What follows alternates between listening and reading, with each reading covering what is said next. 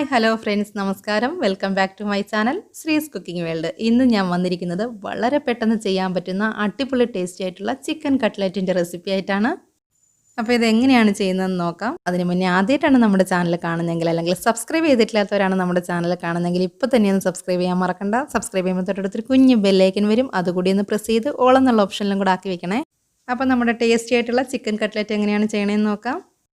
അതിനുവേണ്ടി ഫ്ലെയിം ഓണാക്കി ഒരു പാൻ വെച്ച് കൊടുത്തിട്ടുണ്ട്. ഇതിലേക്ക് 1/2 കിലോ ചിക്കൻ നന്നായിട്ട് കഴുകി വൃത്തിയാക്കി എടുത്തിട്ടുണ്ട്. ഞാനിപ്പോൾ എടുത്തിരിക്കുന്നത് ബോൺലെസ് ചിക്കനാണ്. അങ്ങനെ ബോൺലെസ് ചിക്കൻ തന്നെ വേണമെന്ന് ഒരു നിർബന്ധമില്ല. ബോണുള്ള ചിക്കനായാലും കുഴപ്പമൊന്നുമില്ല. നമുക്ക് വേവിച്ചതിന് ശേഷം ചിക്കൻ വേർതിരിച്ചെടുക്കാവുന്നേ ഉള്ളൂ. ഇത് പാനിലേക്ക് ഇട്ട് കൊടുക്കാം. 1 ടീസ്പൂൺ കുരുമുളക് പൊടി, ചിക്കൻ ആവശ്യമായിട്ടുള്ള ഉപ്പ്, 1/2 ഗ്ലാസ് പച്ചവെള്ളം കൂടെ ചേർത്ത് മിക്സ് ചെയ്ത് കൊടുത്തതിന് ശേഷം ഒന്ന് അടച്ച് വേവിച്ചെടുക്കാം. ചിക്കൻ വേകുന്ന സമയം കൊണ്ട് നമുക്ക് സവാളയൊക്കെ ഒന്ന് അരിഞ്ഞെടുക്കാം. വലിയ സവാളയാണെങ്കിൽ 2 എണ്ണം, എൻ്റെ കയ്യിലിപ്പോൾ ഇരിക്കുന്നത് മീഡിയം സൈസാണ്, അതുകൊണ്ടാണ് ഞാനിപ്പോൾ 3 എണ്ണം എടുത്തിട്ടുണ്ട്. സവാള വളരെ ചെറുതായിട്ടൊന്ന് ചോപ്പ് ചെയ്തെടുക്കണം. സവാള ചെറുതായിട്ട് ചോപ്പ് ചെയ്തെടുത്തിട്ടുണ്ട്. പിന്നെ 1 ടേബിൾ സ്പൂൺ ഇഞ്ചി വെളുത്തുള്ളി പേസ്റ്റ്, 2 ചെറിയ പച്ചമുളക് ചെറുതായിട്ട് അരിഞ്ഞു വെച്ചിട്ടുണ്ട്. ഇനി ഇത് സൈഡിലോട്ട് മാറ്റി വയ്ക്കാം. ഈ സമയം കൊണ്ട് നമ്മുടെ ചിക്കൻ വെന്തിട്ടുണ്ടോ എന്നൊന്ന് തുറന്ന് നോക്കാം. നമ്മുടെ ചിക്കൻ അത്യാവശ്യം വെന്ത് വന്നിട്ടുണ്ട്, പക്ഷെ വെള്ളം മൊത്തം വറ്റിയിട്ടില്ല. അതുകൊണ്ട് ഇത് തുറന്ന് വെച്ച് വെള്ളം മൊത്തം ഒന്ന് വറ്റിച്ചെടുക്കണം. ചിക്കൻ ഇപ്പം വേവിച്ചെടുത്തത് മീഡിയം ഫ്ലെയിമിൽ വെച്ചാണേ. ഇപ്പം നമ്മുടെ ചിക്കൻ്റെ വെള്ളമൊക്കെ നല്ലപോലെ വറ്റിയിട്ടുണ്ട്. ഇനി നമുക്ക് ഫ്ലെയിം ഓഫ് ചെയ്ത് ഇതാറാനായിട്ട് വെക്കാം. ഇതൊന്ന് ആറിയതിന് ശേഷം നമുക്ക് മിക്സിയുടെ ജാറിലിട്ട് ഒന്ന് ക്രഷ് ചെയ്തെടുക്കണം. മീഡിയം സൈസ് 2 പൊട്ടറ്റോ നന്നായി വേവിച്ച് ഒന്ന് ഉടച്ചെടുത്ത് വെച്ചിട്ടുണ്ട്. ചിക്കൻ ചൂട് പോയതിന് ശേഷം മിക്സിയുടെ ജാറിലേക്ക് ഇട്ടിട്ടുണ്ട് ഒന്ന് ക്രഷ് ചെയ്തെടുക്കാനായിട്ട്. അങ്ങനെ നമ്മുടെ ചിക്കനും ക്രഷ് ചെയ്തെടുത്തു. ഇനി ഫ്ലെയിം ഓണാക്കി പാൻ വെച്ച് അതിലേക്ക് 2 ടേബിൾ സ്പൂൺ ഓയിൽ ഒഴിച്ച് കൊടുത്തിട്ടുണ്ട്. വെളിച്ചെണ്ണ ആയാലും കുഴപ്പമില്ല, ഞാനിപ്പോൾ ഒഴിച്ചിരിക്കുന്നത് റിഫൈൻഡ് ഓയിലാണ്. ഓയിലൊന്ന് ചൂടായപ്പം ഇതിലേക്ക് 1 ടേബിൾ സ്പൂൺ ഇഞ്ചി വെളുത്തുള്ളി പേസ്റ്റ്, ചെറുതായി അരിഞ്ഞു വെച്ചിരിക്കുന്ന 2 പച്ചമുളക് ചേർത്ത് ഒന്ന് വഴറ്റിയെടുക്കാം. ഇതിൻ്റെ പച്ചമണമൊന്ന് മാറിയിട്ടുണ്ട്. ഇപ്പം നമുക്ക് നേരത്തെ ചോപ്പ് ചെയ്ത് വെച്ച സവാള ചേർത്ത് കൊടുക്കാം. ഇനി ഇതിലേക്ക് ആവശ്യമായിട്ടുള്ള ഉപ്പും കൂടി ചേർത്ത് വഴറ്റിയെടുക്കണം. സവാള നല്ലതുപോലെ വാടി വരുന്നിടം വരെ നമുക്ക് വഴറ്റിയെടുക്കാം. ബ്രൗൺ നിറമാകേണ്ട ആവശ്യമൊന്നുമില്ല. ഇപ്പം സവാള നല്ലതുപോലെ വാടി വന്നിട്ടുണ്ട്. ഇതിലേക്ക് 1/4 ടീസ്പൂൺ മഞ്ഞൾപ്പൊടി, 1/2 ടീസ്പൂൺ മുളക് പൊടി ഒന്ന് ചേർത്ത് വഴറ്റിയ ശേഷം 1/4 ടീസ്പൂൺ കുരുമുളക് പൊടി, 1/4 ടീസ്പൂണിനും കുറച്ച് താഴെ വളരെ കുറച്ച് മാത്രം മതി ഗരം മസാല കൂടെ ചേർത്ത് നന്നായിട്ടൊന്ന് വഴറ്റിയെടുക്കാം.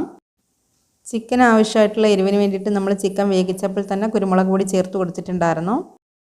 അപ്പം നമ്മൾ ഇതിലേക്ക് എരിവ് ചേർക്കുമ്പോൾ ഇതിനാവശ്യമായിട്ടുള്ള മാത്രം മതിയാകും. അപ്പം നമ്മൾ നോക്കിയിട്ട് വേണം ചേർത്ത് കൊടുക്കാനായിട്ട്. ഇനി ഇതിലേക്ക് നമ്മൾ നേരത്തെ വേവിച്ച് ക്രഷ് ചെയ്ത് വെച്ചിരിക്കുന്ന ചിക്കൻ ആഡ് ചെയ്ത് കൊടുക്കാം. ഇതിനോടൊപ്പം തന്നെ മീഡിയം സൈസ് 2 പൊട്ടറ്റോ വേവിച്ച് ഉടച്ചെടുത്തതും കൂടി ചേർത്ത് കൊടുക്കുകയാണ്. പിന്നെ കുറച്ച് മല്ലിയിലയും കൂടെ ചേർത്ത് നല്ലതുപോലെ ഒന്ന് മിക്സ് ചെയ്തെടുക്കാം.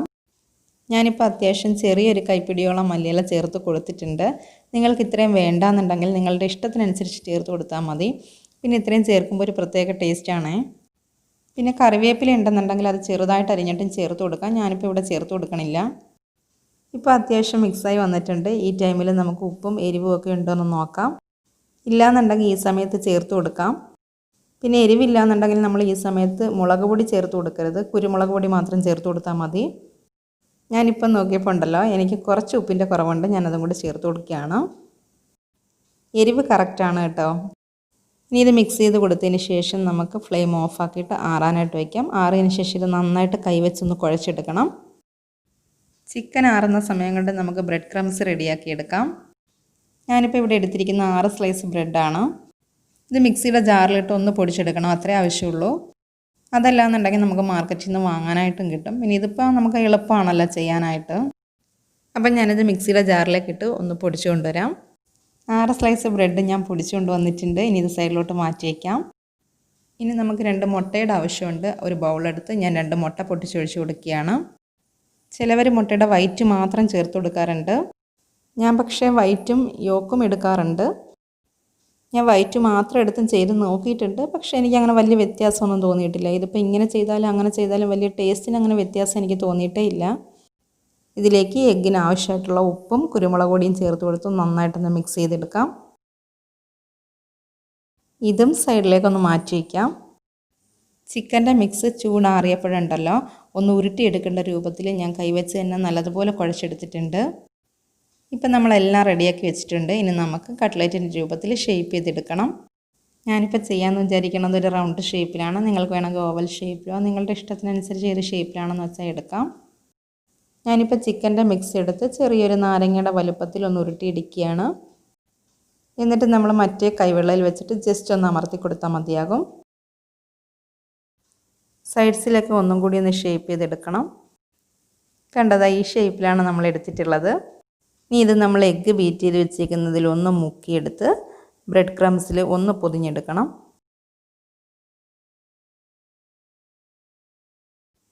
ഇനി എക്സസ് ആയിട്ടുള്ള ബ്രെഡ് ക്രംസ് ഉണ്ടെങ്കിൽ ചെറുതായിട്ടൊന്ന് തട്ടിക്കളയണം. അല്ലാന്നുണ്ടെങ്കിൽ നമ്മൾ കുറച്ച് ഫ്രൈ ചെയ്ത് കഴിയുമ്പോഴുണ്ടല്ലോ ഈ ഓയിലിനകത്ത് മൊത്തം ഈ ബ്രെഡ് ക്രംസ് ഇങ്ങനെ കറുത്ത പോലെ കിടക്കും. ഇനി ഞാൻ ഒരെണ്ണം കൂടി ചെയ്ത് കാണിക്കാം.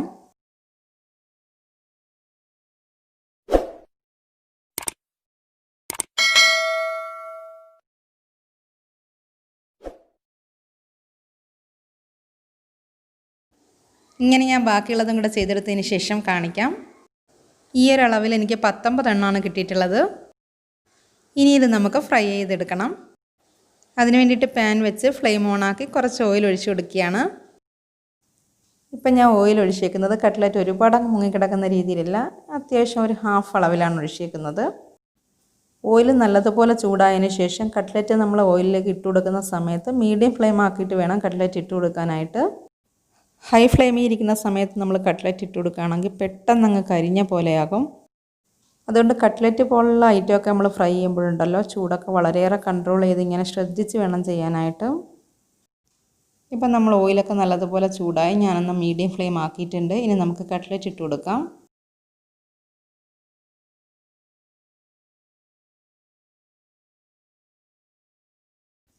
ഇപ്പം ഞാനൊരു 6 എണ്ണം ഇട്ട് എടുത്തിട്ടുണ്ട്. ഇതൊരു സൈഡൊന്ന് ഫ്രൈ ആയി വരുമ്പോൾ നമുക്ക് തിരിച്ചിട്ട് കൊടുക്കണം.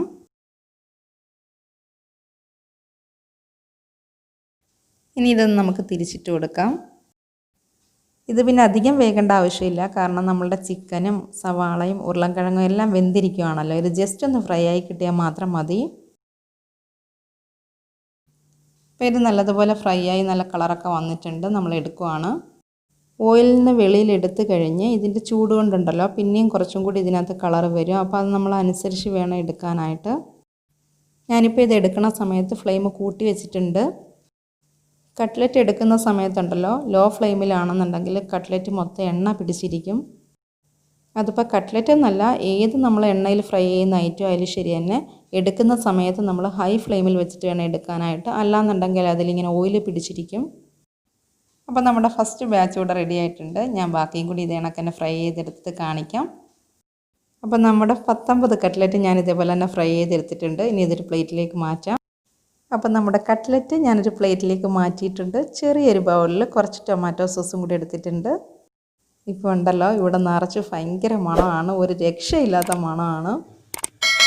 അപ്പോൾ പെട്ടെന്ന് തന്നെ ഇതിൻ്റെ ടേസ്റ്റ് അങ്ങ് നോക്കാം, കാരണം ഇവിടെ എല്ലാവരും ഒരു സമാധാനം ഇല്ലാതെ മണം കേട്ടിട്ട് ഒരു രക്ഷയില്ലാതെ നിൽക്കുകയാണ്. കണ്ടാകത്തൊക്കെ നല്ല അടിപൊളിയായിട്ട് തന്നെ ഇരിക്കുകയാണ്. ഇനി നമുക്കിതിൻ്റെ ടേസ്റ്റ് ഒന്ന് നോക്കാം. വെറുതെ ഇത് മാത്രമായിട്ടാണെങ്കിൽ അങ്ങനെയും കഴിക്കാം, അതല്ല സോസിലൊന്ന് തൊട്ടിട്ടാണെങ്കിൽ അങ്ങനെയും കഴിക്കാം. ഞാനിപ്പോൾ സോസ് വെച്ചിട്ടൊന്ന് കഴിച്ച് കാണിക്കാം.